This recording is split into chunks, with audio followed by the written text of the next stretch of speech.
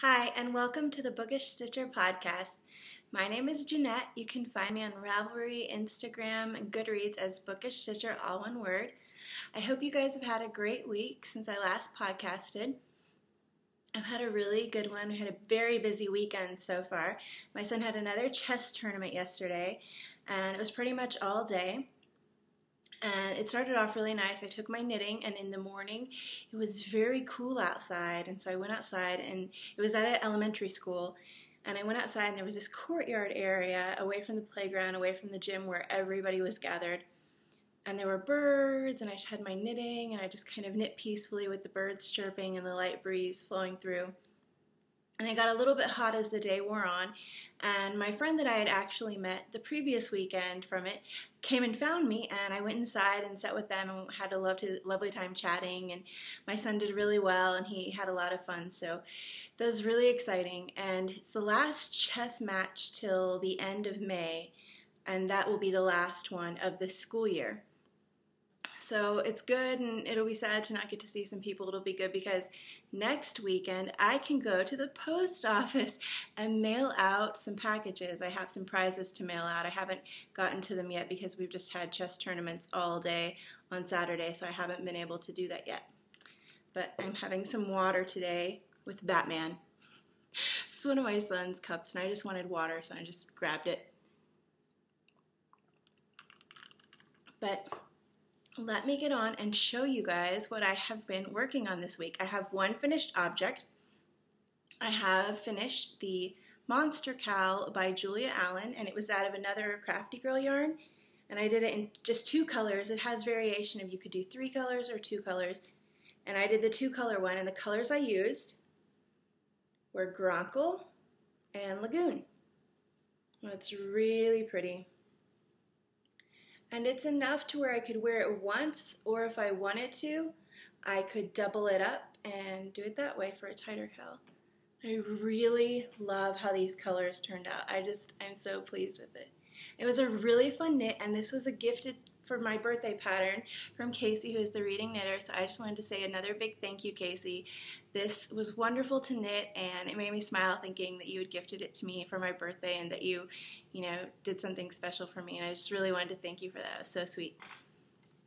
And I also forgot to mention last week, I think it was last week or the week before, it's happened recently, that I was gifted the handbrake pattern by Sarah, and I think it's Sarah Hepworth, I believe it's Hepworth, I might be getting that wrong, but the handbrake pattern is a pattern that is raising money for cancer, and I already thanked her personally through a Ravelry message, but I told her in that I would pass on the pattern love and gift it to somebody else, so I have been doing that and kind of paying forward the kindness of the gifted pattern, so that's been fun. Now I have 4 works in progress this week. The first one I'm going to show you guys is kind of a funny story. I'm knitting for the informal, we finished reading The Night Circus, but a bunch of us in the read-along had wanted to do kind of a knitting thing with the colors of the white, red, and black. And so I showed you guys last week that I had done most of the white, and the white of this one is done with Knit Picks Capra yarn. Now this pattern was supposed to be the Can Can shawl by Mademoiselle C, but it's taken a different turn. As you can see, and probably if you've ever knit the Can Can shawl, you will notice the difference right away, because the Can Can shawl calls for an applied border. So you knit the body and then you knit the border onto it. But I want to do red and black for the border, so it was going to require intarsia all the way along all this. For every stitch on here, it was going to require another bunch of stitches along the border for an intarsia. So I started off doing that, but I did not like the way it was looking on the back. And I think intarsia on garments where the intarsia is hidden on the inside is fine with me, but on the shawl, it would be visible, and I wasn't liking it. So I kind of redesigned the pattern myself. So I started just knitting the border with the black, and you can kind of see it right there. This is just a simple, what would you say, knit 2 together yarn over, on one row and then purl the other row. And so I've been doing that, and then what I'm going to do is knit separately the cable, which is like a French braid cable.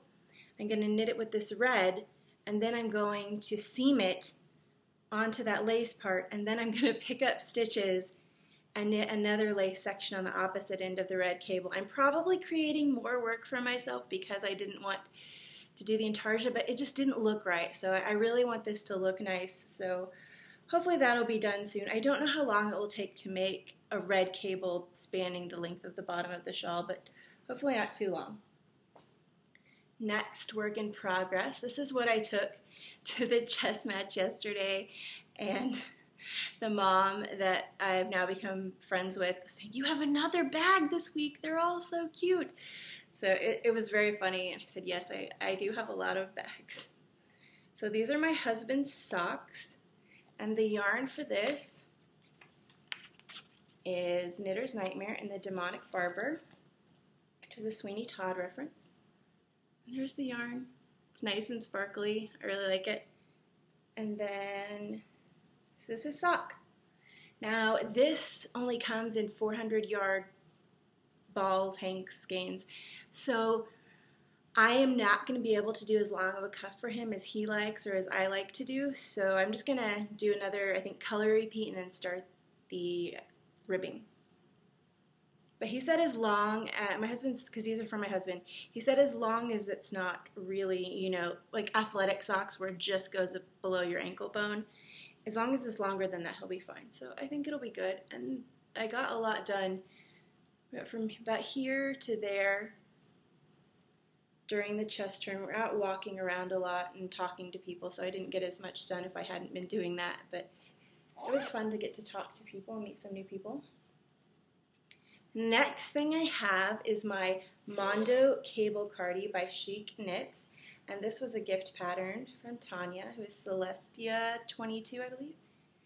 And it's seen a lot of love this week. I'm almost actually ready to divide for the arms, or take off the arms and knit just the body. But last time you saw this, I had just cast on, and I was just on row 3. So I got about 6 inches knit this week.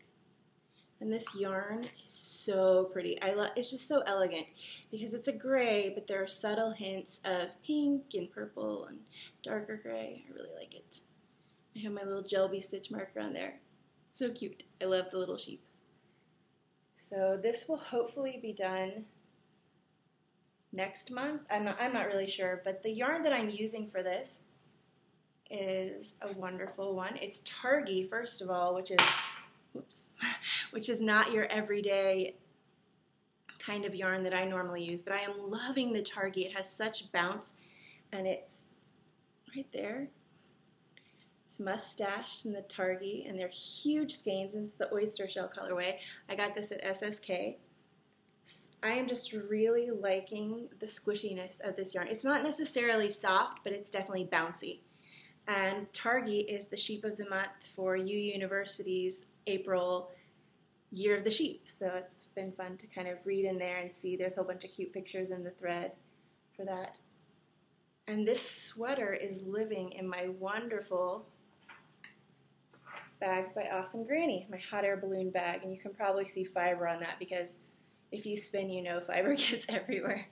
Or at least for me it does.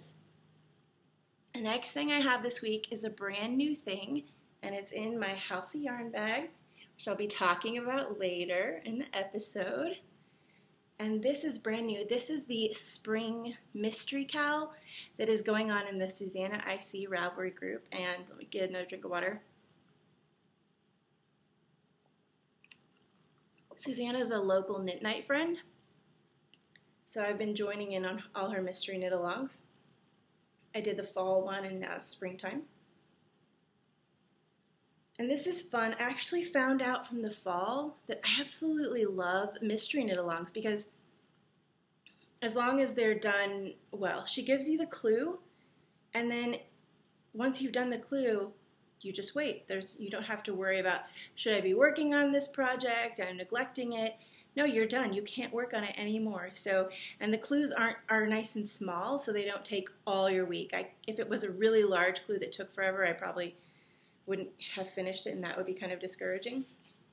But I should have told you, well, I haven't shown it yet, but I finished clue 1, and so that's a spoiler alert if you are knitting this, because I know some of you are.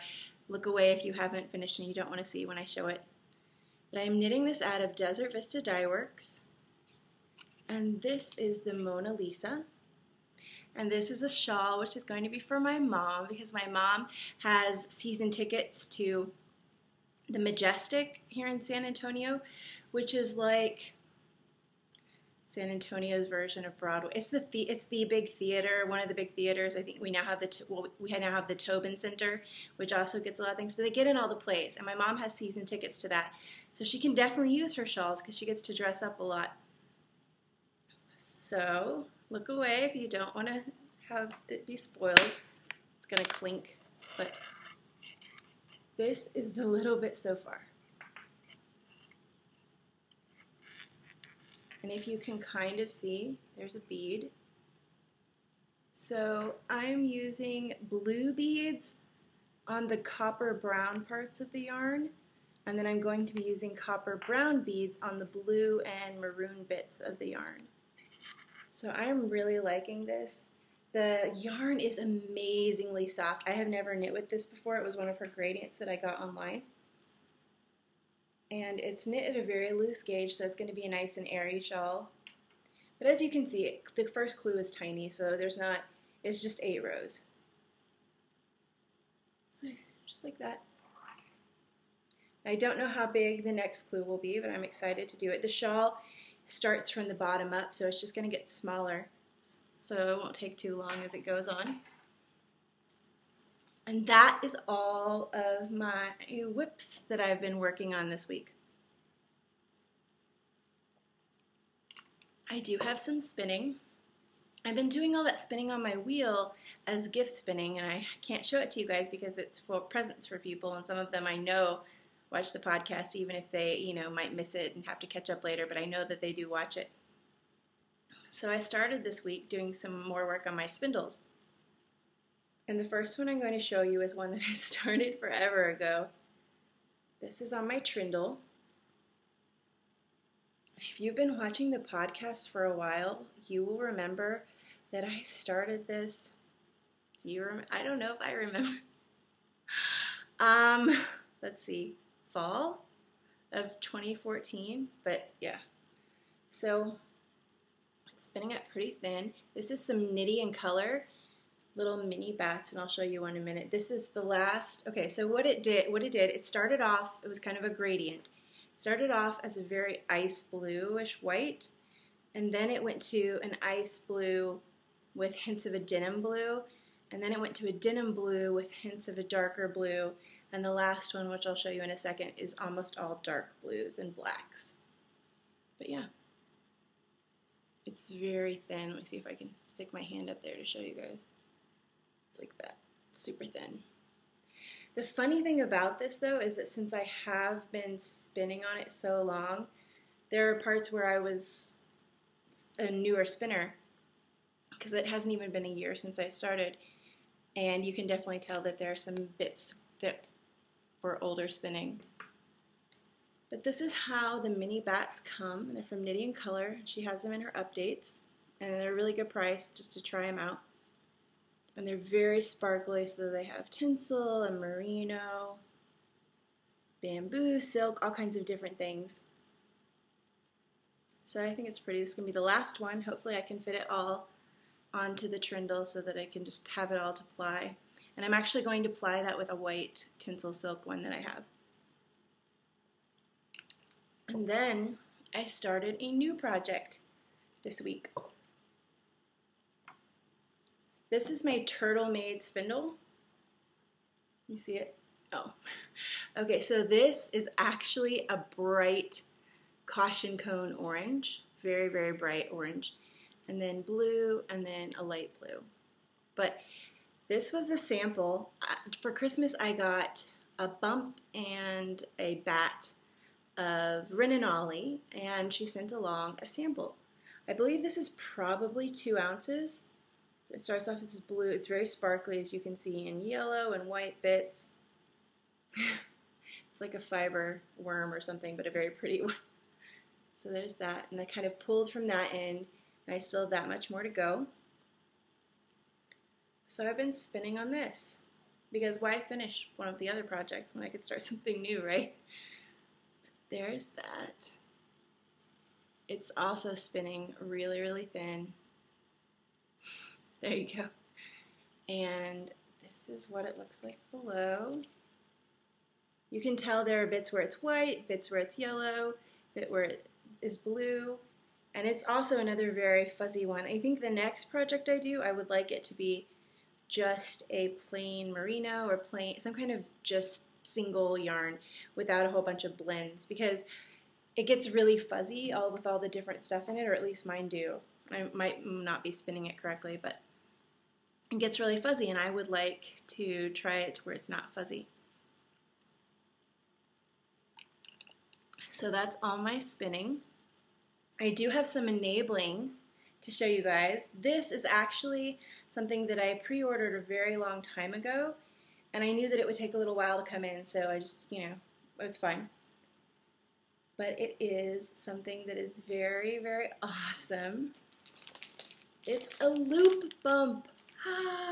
Do you know if you heard of this? I don't know. I've been in the knitting, and just new to spinning, but I've been in the knitting community for 8 or 9 years, and so I've known about loop bumps, and I have never been able to get one forever and ever and ever. And I am going to Rhinebeck this fall, but I've heard the booths can be really crowded, and I'm not good with crowds. So when I saw the update come on Etsy, I just grabbed one. And it is a purple to a very turquoisey blue to a teal. I don't know, but it's pretty. And I'm really excited to spin this someday. I don't know. I'm going to probably wait for a while till I can get good at like my singles, and then spin it as singles and do a gradient shawl or something. I think that would be really pretty. That is my enabling for this week. We have some group news. We had our 400 member giveaway, and I'm so excited. We're now, I think, a quarter of the way to 500, so I'm going to have to find another thing in a month or 2 or 3 for another giveaway. But I drew for this, well, first let me say, the giveaway for the 400 member was a bag from House of Yarn of your choice. And this is one I got a while ago. I love it. And so she contacted Chris, who does House of Yarn bags on Etsy, contacted me and said that she would like to give away a bag too for this. So you guys didn't know, but there are actually 2 winners, and I thank you so much, Chris. I wrote and thanked her on Ravelry, but it's just so sweet, and she is so sweet, and she has a wonderful audio podcast. If you don't listen to it, you should. It's called U University, and if you're like me and you love learning new things, you would love it.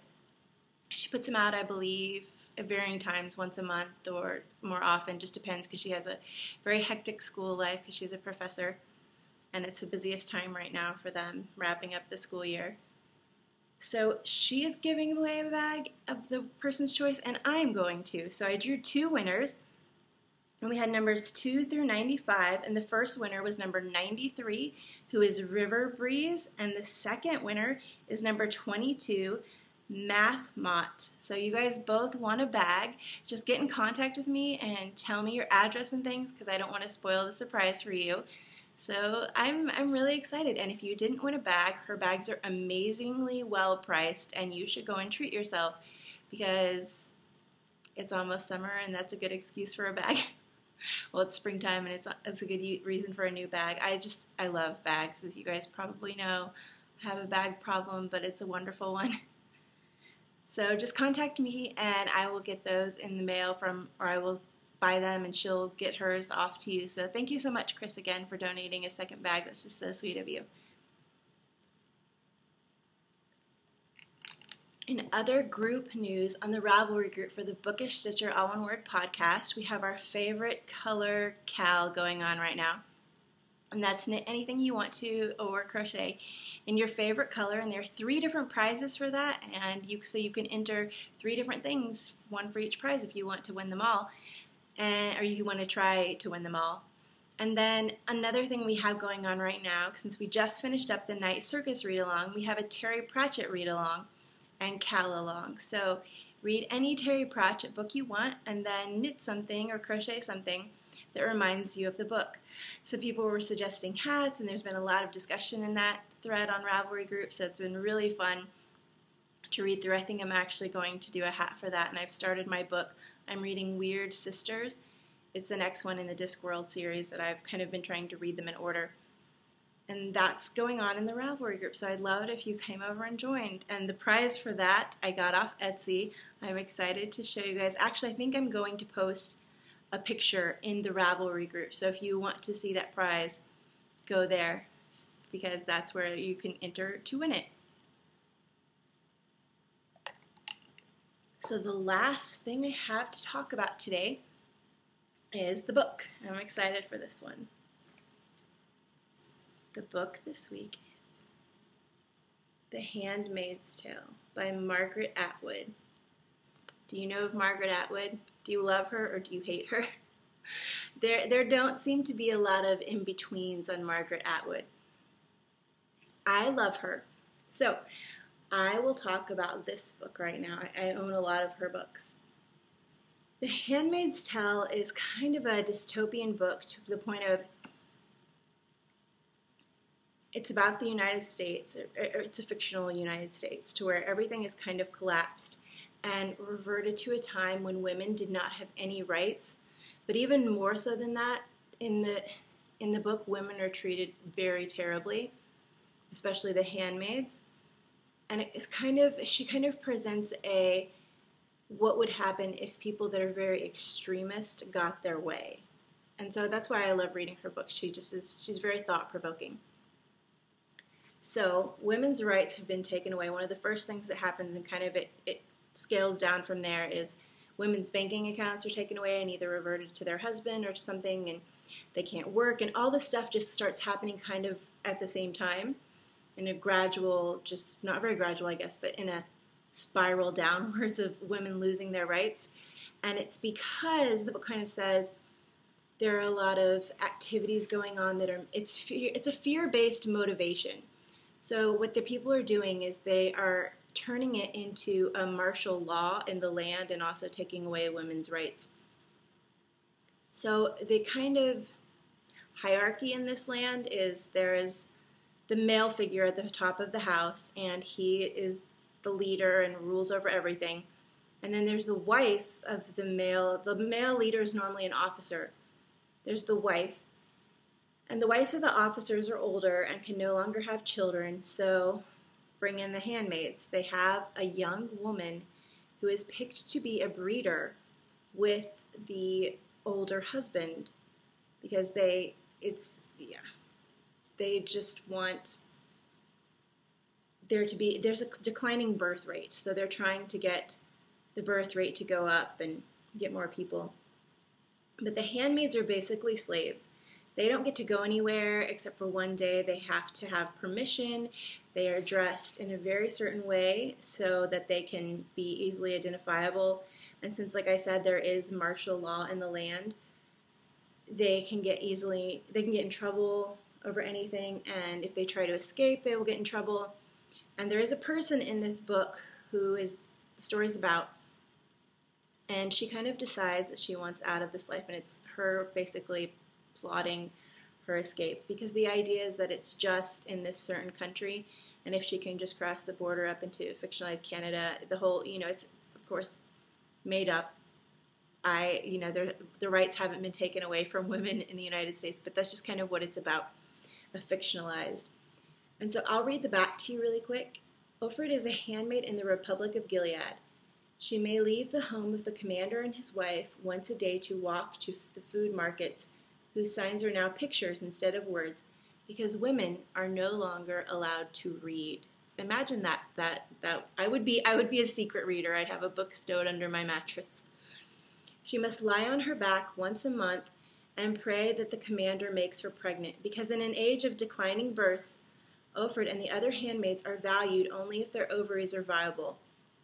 Ofrid can remember the year before when she lived and had really, I'll just say, with her husband, Luke, when she played and protected her daughter, when she had a job, money of her own, and access to knowledge. But now, all of that is gone. Funny, unexpected, horrifying, and altogether convincing, The Handmaid's Tale is at once a scathing satire, dire warning, and tour de force.